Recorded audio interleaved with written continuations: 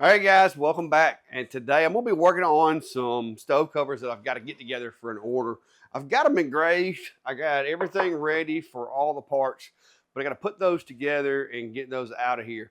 One of the things that I like to do in my shop is like to try to multitask. That is, do as many things as I can with my time, so that while I'm doing jobs for customers, I'm making content for you guys or whatever. So today, what I've decided to do is I made this small version of the US flag the other day on the Atom Stack, the new C4 CNC, and it did a really good job.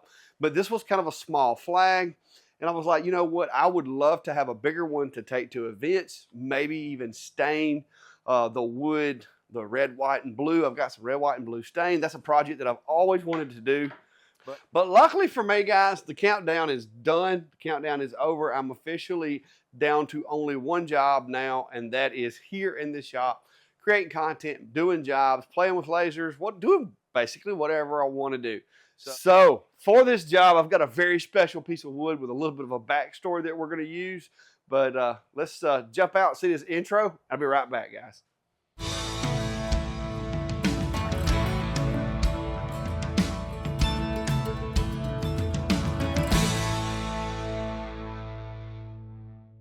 All right, guys, so I was doing some cleaning in the shop, and I run across this big chunk of wood here. This is a massive live edge piece of material that my friend Steve, y'all probably know him from Ventoria's workshop, he brought this down one of his many trips that he's came to see the shop and hang out here. And so I was like, I've been looking for something to do with this. What better use than to do a big US flag that I can either take to events with me, decorate the house, decorate the shop, or whatever. So that's what we're going to do. I'm pretty sure this is birch. Yep, that would be wrong, guys. This is actually some cherry, according to Steve. I've never seen a cherry tree that big, but that's what he says. Wood's consistent with it. So, hey, cherry it is, guys. Now let's get back to the video. But anyway, so we're going to get over on the CNC, and we're going to make this cool, larger version of this flag out of that piece of wood. Or at least I hope I am. I'm hoping that we're not just going to destroy this piece of wood. First problem is, how do we hold that thing down? All right, guys, so to set this piece of material up, because it's not completely flat and it's a little odd shape currently, yes, I could go ahead and break this down with other machines and get it, squared up and all that. But the truth of the matter is, I want to do the flag first and then use the CNC to cut this out and make sure everything's like lined up perfectly. That way I don't have to worry about doing anything with any of the other tools in the shop. So to get this attached to the machine, I'm going to get a little creative. And what I'm going to do is I'm going to use a piece of scrap material or extra material here, and I'm gonna go ahead and sacrifice this to the cause, and we're gonna set up a connection system between this piece of wood and the CNC to go ahead and get things flattened out. So let me show you how I'm gonna do that. All right, guys, and before anybody points it out, yeah, there's like 1,000 ways you could do this. This is the way that I feel comfortable with my machine, my bits. I feel comfortable doing this. It does take a little more time in the beginning, but for something that's gonna be this big, a project that is expensive, because this block of wood is not cheap, you want to make sure your material doesn't move, because not only can that result in a broken bit, damage to the machine, but you can also damage the material that you're trying to use for the project, and that's a pretty good hit when you're dealing with larger, more expensive pieces of material. So let me get you over here and show you all the details to how I got this held down in case you want to try this approach yourself. Like I said, there's 1,000 ways out there. This is only one of them. All right, so as you can see on my spoil board here on my machine, I have created this little pattern of holes where I put these dogs. All right, so for this job, this is going to be the piece of material, because this is kind of a thick piece of wood. I can't go too high with my attachment material, because if I do, I'm going to run out of room here, and I'm going to have to take my dust collection boot loose to do it. So what I've done is I've got this set up using my little dogs here. I've got me a little corner set. This material is larger than the piece of material that we're going to be using to to flatten. And so I've got this set up to where this piece of material fits inside this little area here. Now, I'm going to be using screws. I'm just going to be using small little lathe head screws here to connect this piece of material to the back of the project piece. And yeah, I know a lot of you guys are going to be screaming, but the screw heads. Yes, these are lathe screws, so the head's really, really shallow. But with the Shapeoko machine or any of the machines that have the T-tracks built into the bed, this technique works because what you do is you make sure you put your screws where that they're in these T-tracks here and they're not holding the material up off the workbed.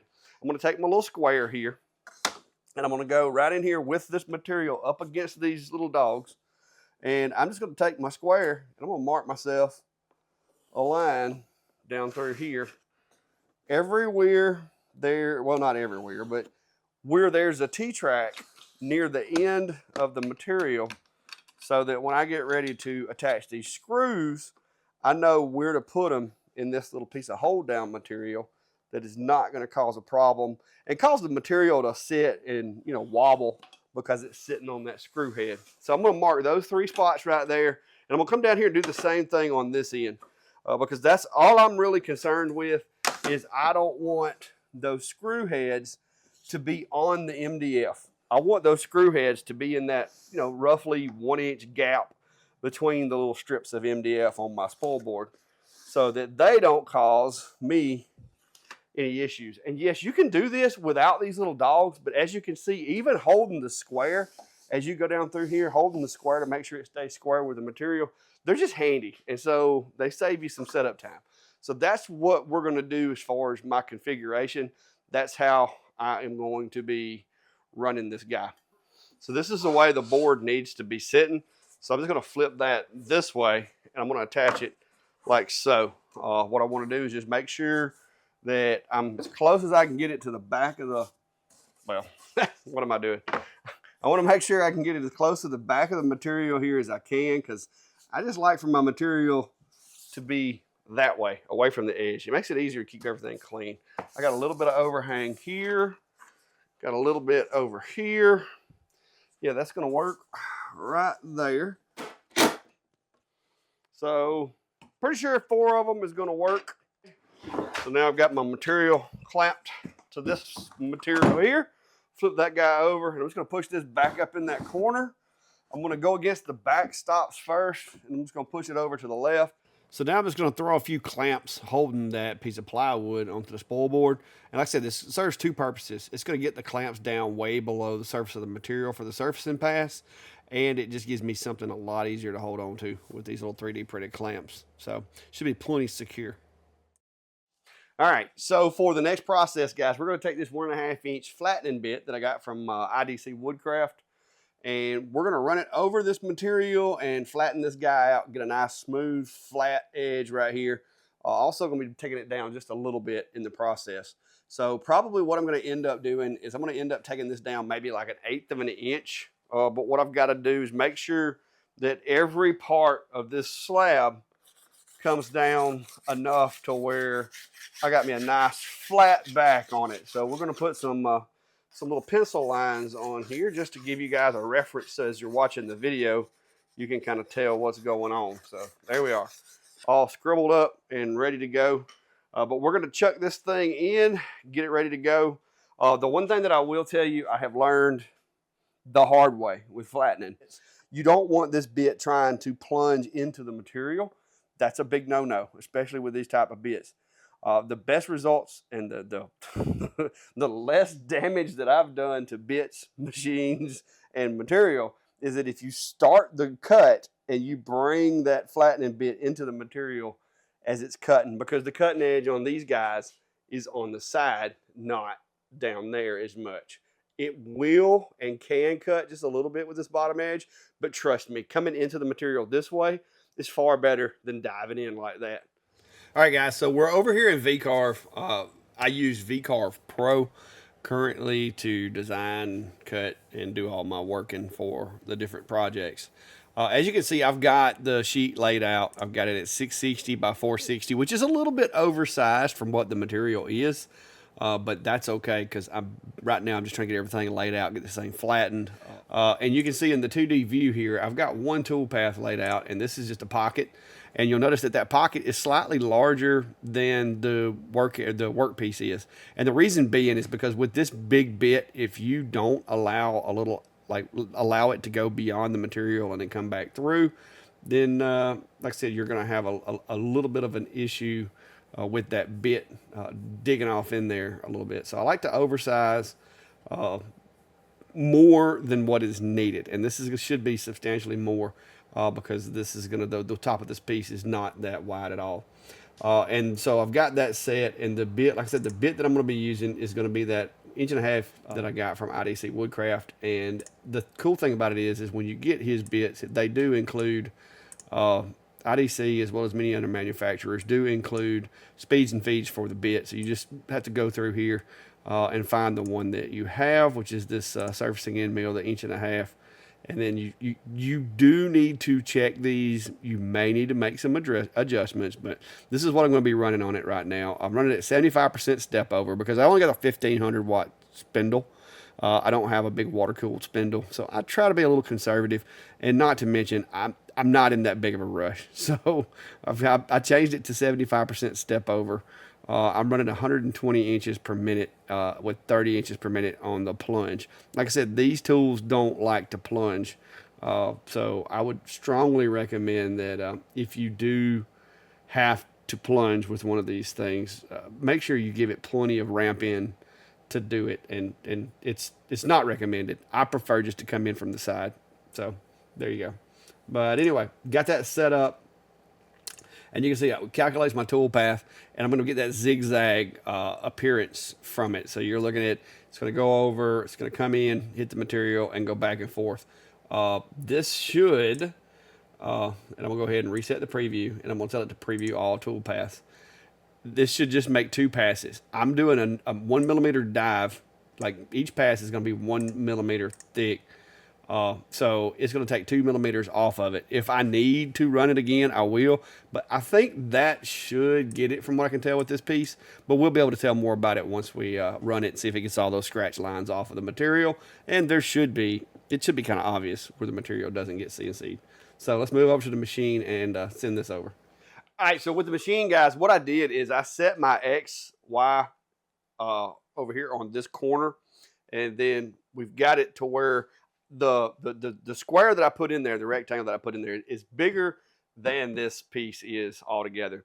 So that's what's going to give us that opportunity to come in from the side and come across, and hopefully everything goes smooth, nothing flies anywhere, nothing breaks, nothing stalls out, and we can get this thing planed down to a workable level. But I went and set the Z. I just kind of eyeballed this thing for high spots, and I set the Z there. This thing can take more than 1 millimeter of a pass at a time, but I prefer not to. I want to keep it smooth. I don't want a whole lot of friction building up in the material. I don't want to overheat the bit. So hopefully my settings are correct and we can get this thing going. So let's send it.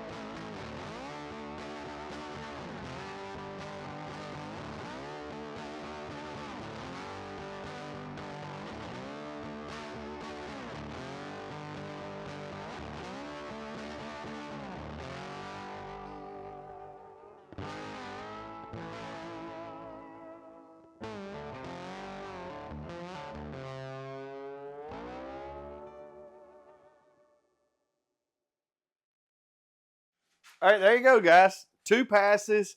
That got everything off. So that was a total of 4 millimeters from the Z that I set. So not a lot, but it was a decent little surfacing and got some really good results. You'll see there's not any visible like witness lines or anything. So a little light sanding, and to be honest with you, I don't know how much sanding it's going to require. Maybe when I get done, I'll do a little water pop to it, maybe a little sanding, but a little bit of sanding and we're done. And I want to take a moment to brag on the Shopsmith for a minute, guys. You see how much material that was. That was roughly 4 millimeters off this slab. And all I've got left on the table is this little bit on each end right here that was falling out as it was doing its turnaround. So now we're going to take this loose from the table, guys. I want to go ahead and take this loose. I'm going to flip it over, take the screws out of it, and then we're going to adhere it with some tape to this backer board and use it to clamp this back down again. So let's get set up and do that.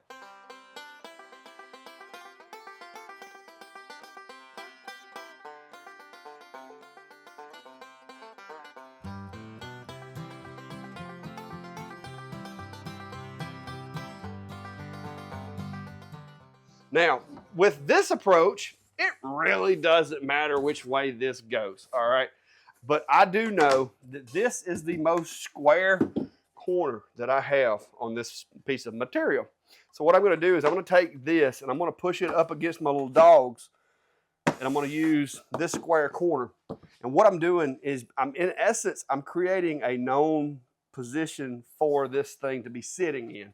And the reason I'm doing that is if something comes up that I have to remove it and put it back, remove it, put it back, whatever, once I attach it to this piece of material and these dogs are in my spoil board, I could take this out, do what I needed to do, put it back over here and lock it back in place and continue with very, very good accuracy as far as where everything was. So what I'm going to do now is I'm going to take and we're going to stick the job to that using the tape that we just put on here. But what I need to do is I need to make sure when I sit this down, I want to make sure I'm putting it in the right spot because this tape's kind of sticky. And once I sit this where I'm going to sit it, it's there, okay? So I need to decide exactly how I want this positioned, and I need to put it in there and get it right the first time. So what I'm going to do for that is I'm going to line this up. One thing that I do want to do with this is because I'm going to be doing some, I probably need to go ahead. I think I'm going to go ahead and do a flattening pass on this side just to smooth it, get it flat. That way, any of my small bits, as I'm digging into this thing, I don't hit any thick spots or anything and snap a bit. So we'll go ahead and flatten it. Just practice, just make it a little bit better. And it'll also get rid of some of my screw holes here. So what I'm going to do is I'm going to set me up a hinge for this because one of the things that I hate worse is when I'm trying to set this stuff up and you've got it in your mind, this is where I want it to go. And then when you flip it over, it's never going to land exactly where you want it. So what I'm going to do is I'm going to get it positioned how I want it. This thing's not perfectly square. So I'm going to get it positioned how I want it on the material. Make sure that it's in the material to where I got room to clamp and everything. I'm going to use some painter's tape. And I'm going to take and tear me off a piece of painter's tape. And I need this painter's tape to be about as long as this project is.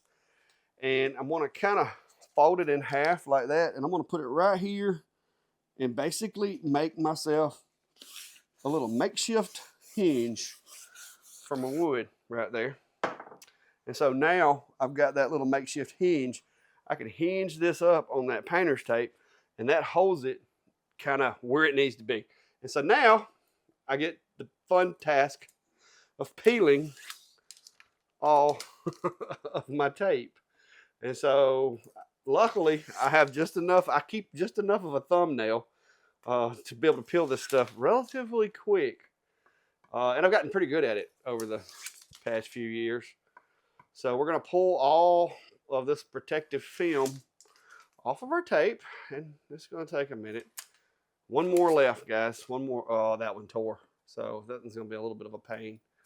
So get all of this off. Oh, that one's tearing. One of the things that I will tell you with this tape is if it's really dusty, the material that you're sticking it to, go ahead and wipe that off with a microfiber cloth or something to avoid it collecting to dust. It's under the bottom. Just make sure there's not a lot of dust stuck to it. There shouldn't be, but just in case. And now, since I've got my little painter's tape hinge right there, all I've really got to do is just make sure that the tape doesn't slip off the material and just allow it to fall back down into position. There you have it. Painter's tape hinge works every time. Now, once I get that on there, we're connected to this board. So we just put the clamps back down and we're off to the races. So let's...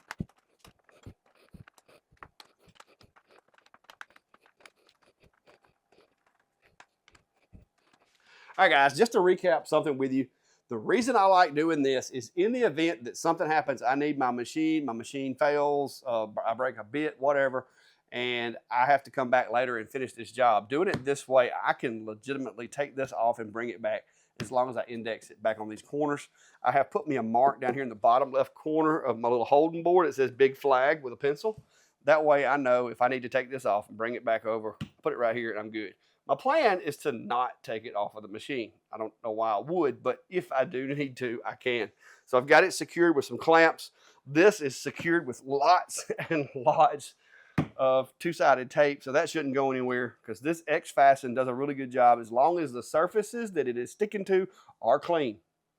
I repeat, as long as the surfaces that it is sticking to are clean, this stuff does a good job. I've learned not to leave dust on parts when using that tape. It won't stick. So what we're going to do now is I'm going to bring the machine over. I'm going to get it to where it is over here near me. And we're going to remove basically 2 millimeters off of the Z-axis. So I'm going to drop the Z. I'm going to rapid the machine over here to where I am.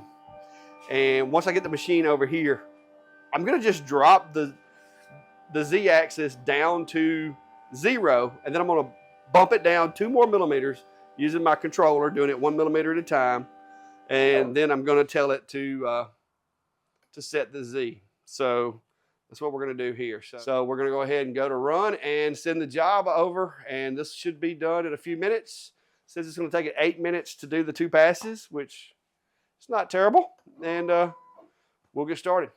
All right, guys, I want to kind of walk you through the steps of how to create this file. This is not going to be a tutorial. I'm just going to give you guys an idea in case this is something that you consider doing with your CNC. And as you can see, I'm using VCarve Pro. I know there's a lot of confusion out there. People say that you can't do 3D stuff with anything but a spire, and that's not true. You can't design 3D images in VCarve, but if you have an STL, you can import it and do a 3D design. So the first thing that we're going to do is, of course, we've got our workpiece mapped in here, the size that we want to work with. And then we're going to come in here and just going to go File, and I'm going to import. And this is where you can import either a component or a 3D model. We're going to be importing that STL file, so it's a 3D model. And you would come over to, here's the file here. And we're bringing it in. Now you'll notice that this one is very small. This is when you're bringing stuff in. Even though you if you don't look closely, you won't see this. It's there. So when you're bringing stuff in, you're gonna have to resize it. And with this, what we're gonna do is I'm gonna run it to the width of it, which is 660. So I'm gonna go ahead and I'm gonna basically resize this flag to 660, and I'm going to lock everything else so that it doesn't twist it, or I don't want to mess up any of the measurements. And we're going to hit apply. All right, now you'll notice even though I resized it, it's not really centered in my piece of material. So we're going to hit the center button, and that's going to kind of move it around into the center of the material. And so there you go. And that looks good. That's the way I want it brought in. So I'm just going to hit position and import. Once we get over here, you've got this 0 plane. This on a lot of files can be very helpful because you can just basically, you got to move this thing up and down until you see how it's purple right there. That is the 0 plane. and you want it to where all of the things that you want out of this file are above that 0 plane. So you can take and just barely move this guy. And then when you get it right there close, like I said, 23.4, like right there, there's no purple showing. So that means that all of our elements are below the 0 plane. So nothing's going to get removed. And so you can actually discard the data below the 0 plane because that's just going to be extra material. And then hit import. What that's going to do is going to bring that in for you over here on your piece. And so now you've got the image. Then you're going to have to come in and you're going to have to trace this to create the 3D file. And you're going to basically, each one of these colors, you could select that color in the design. Like you could select this one. I mean, you got a lot of variations. The way to do this, because you're just wanting to create a boundary and then use the basically the outline to tell the program to engrave everything inside here, but do it by this grayscale. So I'm going to hit the preview button. Of course, you can see there's a little line around it. We hit apply and close. Yeah, so once you get the 3D model outlined, this is what the 2D version is going to look like. And I bounced over here to where I've already got my toolpath set out. I'm just going to explain those to you. We won't go through every little detail because this will be a really long video if we do that. So the toolpath that I'm going to be doing, of course, is going to be a rough and pass. The rough and pass is going to be using a larger bit. In this case, I used the 1/4-inch Genie compression bit to go in and remove the bulk of the material and kind of take a lot of that work off of the finishing bits. All right, so with that pass, once that path gets done, let me show you. I'll just kind of show you right here, and you see it on the video. We're going to preview. We'll preview that one, the 3D rough and pass. So this is what it looks like, and you can see it just kind of goes in and notches out a lot of that material and just hogs it out and gets it out of there before everything starts. So then once that one is complete, you're going to have the 3D finish. And the way I've got mine set up, I've got my 3D finish to use two different bits. One is the 1/4-inch big ball nose bit, and then the second one is going to be the Genie 16-inch tapered ball nose. You can do this with just the tapered ball nose. It would just take a little bit longer. I just decided to do it with two bits just to, kind of speed things up a little bit for me. So the 3D rough and pass, the 3D finish pass, the first one with the ball nose, this is what it's going to look like. It's going to come in here and it's going to just work that those sharp edges and kind of smooth them over. The one thing that you will notice is there's still a little bit of, like right around in here, it's not real detailed. It's not terrible, but it's not real detailed. So the purpose of the next pass, as you can see here by the tool path that it's showing, is basically just going to clean up these edges and add a little detail. And so we're going to go ahead and preview that one. And you can see it sharpened up those stars and kind of cleaned up this line right here around the edge of the stars, or no, I mean the bars on the flag, because that 1/4-inch bit can't get up in that corner real well as good as that 16th-inch ball nose. So this ends up being the finished product of the 3D carve. And of course, once all of that's done, then I've got this extended reach Genie bit that I'm going to use to cut it out. And what that's going to do is just go in here and it's going to go around the design and cut it out. And I did have it leave like a 2mm piece of material just to hold everything together. And I'm just going to cut that off with the oscillating saw. So that's what we're going to be doing here. So let's get started with the machining.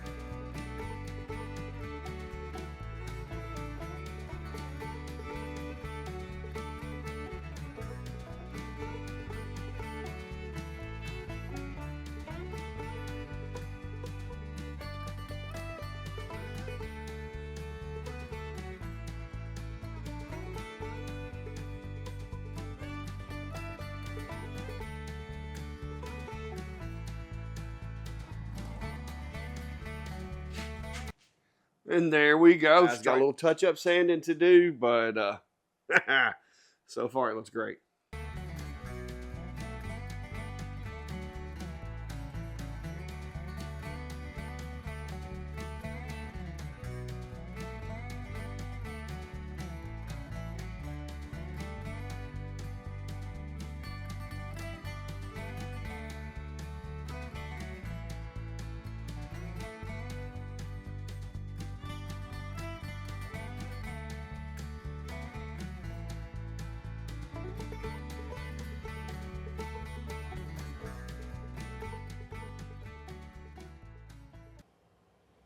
All right, guys. So after getting it sanded to my liking, I went over it.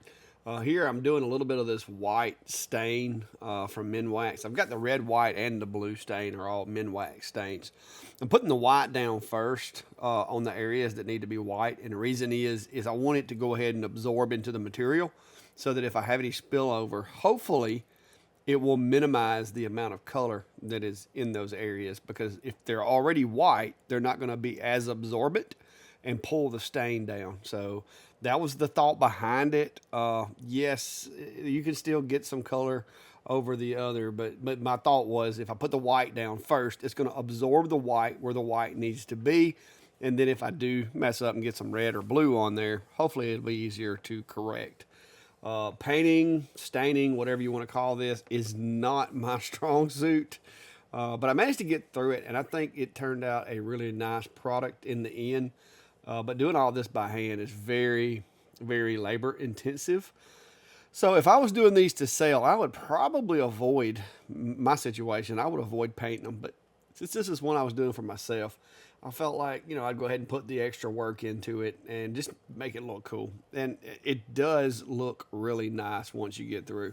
But guys, like these little stars, I went over them with some white as well to hopefully, if I do paint them with the blue, hopefully it won't absorb into them as well. And what I'm going to do is I'm going to go back with some sand sticks, sandpaper, and touch everything up and it's going to take me several rounds of touch-ups to get this paint job or stain job the way I want it. And then finally, there at the end, I plan to use a little bit of polyurethane to coat it with. The white that I was using is really, really faint. It's hard to even see it on this wood.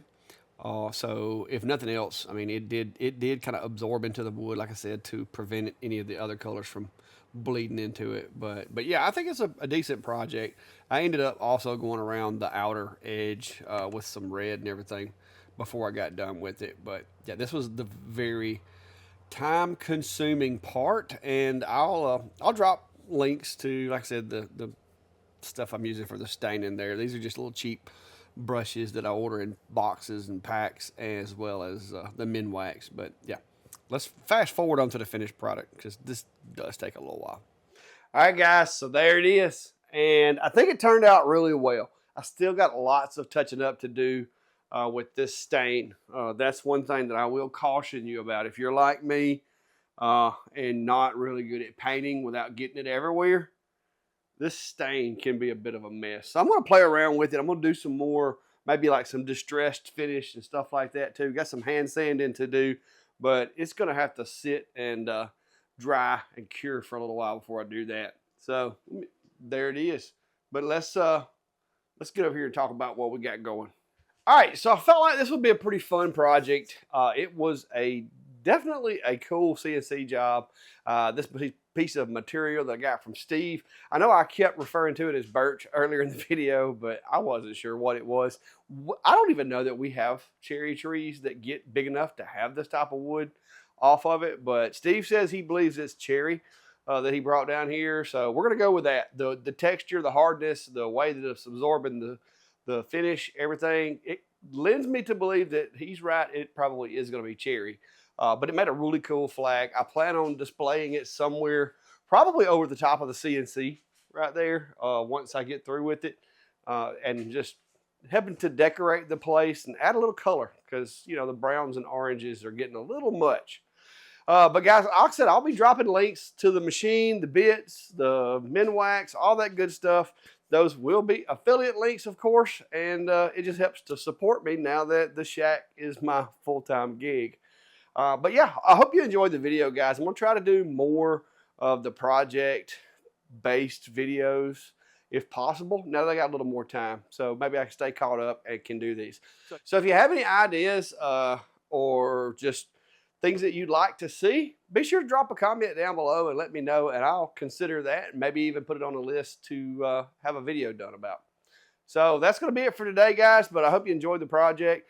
It did take quite a while, but I think end result, it was worth it. The color may have been a little more than what I was wanting. I'm going to be honest with you. I hate painting. I hate painting, and even though it's stained, when you start trying to stain individual parts, it's basically paint, and so I'm not a fan of that. But anyway, I think it turned out good, though. It's going to look good when I get done with it. But till next time, guys, be safe and have a good day.